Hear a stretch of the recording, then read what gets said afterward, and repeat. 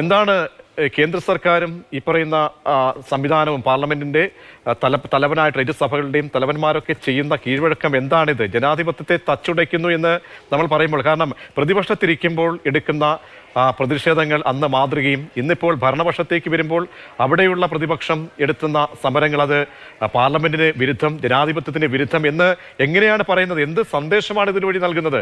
Shri B G Vishnu. ജനാധിപത്യത്തിന്റെ ശ്രീകോവിലാണ് നമ്മുടെ സഭകൾ.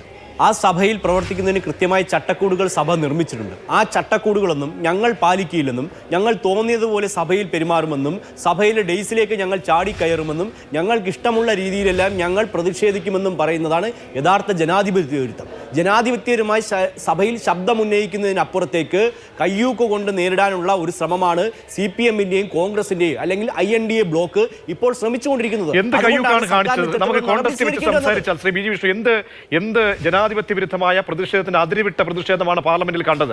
കഴിഞ്ഞ ദിവസങ്ങളിലെല്ലാം നമ്മൾ കണ്ടുകൊണ്ടിരിക്കുന്നത് അതിരുവിട്ട പ്രതിഷേധമാണ്. സഭയിൽ പ്ലേ കാർഡ് കൊണ്ടുവരരുതെന്ന് അല്ലെങ്കിൽ പാടില്ല എന്ന് കൃത്യമായ നിർദ്ദേശമുണ്ടല്ലോ. അതൊക്കെ ലംഘിക്കാൻ ആരാണ് ഇവർക്ക് അധികാരം നൽകിയത്? അപ്പോൾ സഭയുടെ ചട്ടങ്ങൾക്ക് വിരുദ്ധമായി പ്രവർത്തിച്ചാൽ സ്വാഭാവികമായ നടപടികൾ ഉണ്ടാകും. അതുതന്നെയാണ് പ്രശ്നം. അല്ലാതെ ഞങ്ങൾ ജനാധിപത്യത്തെ കശാപ്പ് ചെയ്യുന്നില്ലല്ലോ. സഭയിലുണ്ടായ കാര്യങ്ങളെപ്പറ്റി കൃത്യമായി സ്പീക്കർ മറുപടി പറഞ്ഞു കഴിഞ്ഞു. അതിന് തൃപ്തരല്ല ഞങ്ങൾ എന്ന് പറഞ്ഞുകൊണ്ട് സഭയെ അലങ്കോലമാക്കുക. നമുക്കറിയാം രാജ്യത്ത് സംഭവിച്ചത് എന്താണെന്ന് വ്യക്തമായി അറിയാം. ഒരു പാർലമെന്റിന്റെ അങ്ങ് പറഞ്ഞ ശ്രീകോവിലിനുള്ളിലേക്ക് ഒരു കടന്നുകയറ്റം ഉണ്ടാകുമ്പോൾ പ്രതിപക്ഷത്ത് നിന്ന് ശബ്ദിക്കുന്നത് ജനങ്ങളുടെ ചോദ്യമാണ്.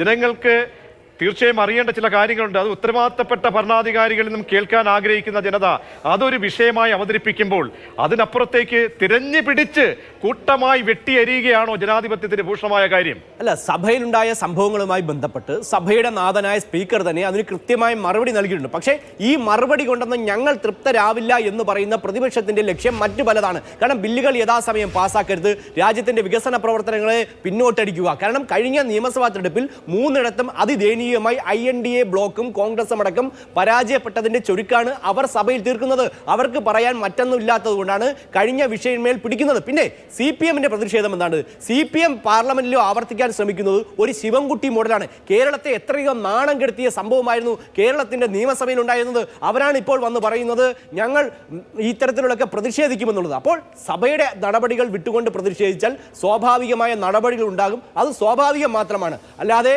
വീണ് കിടത്ത് കിടന്ന് ഉരുളാൻ മാത്രമാണ് ഇപ്പോൾ CPM-ഉം കോൺഗ്രസും. 41 മെമ്പേഴ്സ് ഇന്നില്ല സാർ അവിടെ.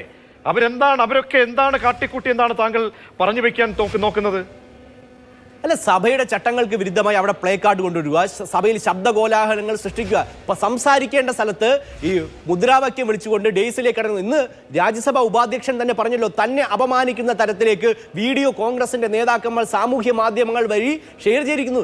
എങ്ങനെയാണ് ഇവർ സഭയെ കൊണ്ടുപോകുന്നത്? സഭയുടെ നാഥനെ പോലും അപമാനിക്കുന്ന രീതി. ഇത് എന്ത് ജനാധിപത്യമാണ്? ഇതിന് കോൺഗ്രസ് ഉത്തരം പറയേണ്ടതില്ലേ? രാഹുൽ പാർലമെന്റിൽ മുദ്രാവാക്യം വിളിച്ചു കഴിഞ്ഞാൽ ഏത് ചട്ടത്തിന്റെ അടിസ്ഥാനത്തിലാണ് ഇത്തരത്തിൽ അനിശ്ചിതകാലത്തേക്കുള്ള നടപടി? പ്ലക്കാർഡ് ഉയർത്താം. അപ്പോൾ ഈ സീമ ലംഘിച്ചു പോയി എന്ന് പറഞ്ഞാൽ നിങ്ങൾ എന്താണ് അർത്ഥമാക്കുന്നത്?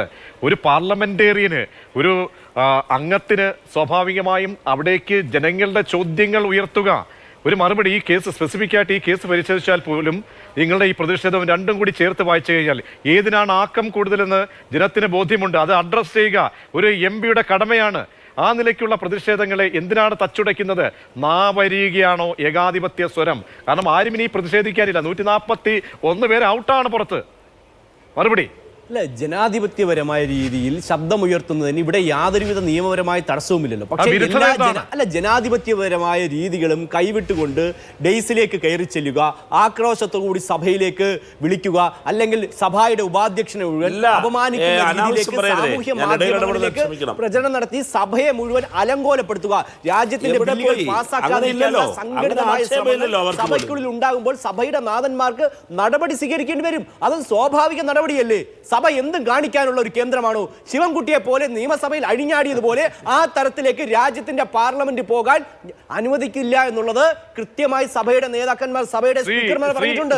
ശ്രീ ബി ജി വിഷ്ണു, പൊട്ടി മുളച്ച് വീണ ഒന്നും അല്ലല്ലോ. കാരണം BJP-യും ഇതേ നിലയിലൊക്കെ പ്രതിഷേധ സമരങ്ങളൊക്കെ നടത്തിയല്ലേ ഈ ഒരു പാർലമെന്റിന്റെ ശ്രീകോവിലേക്ക് വന്നു കയറിയത്. അപ്പോൾ നിങ്ങൾക്ക് എന്തിനാണ് ഈ പുച്ഛം, ഈ പ്രതിഷേധങ്ങളെ?